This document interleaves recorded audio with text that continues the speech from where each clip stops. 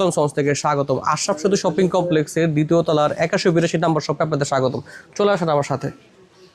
এটা আমাদের 81 নম্বর শপ দেখতে পাইতেছেন এবং পাশে আমাদের 82 নম্বর শপ।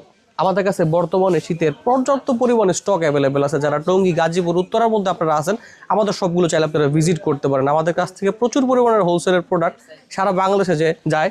দেখেন আমাদের কাছে বর্তমানে কি আইটেমগুলো আছে আমি দেখাইতেছি আপনাদেরকে, নিয়ে আসো।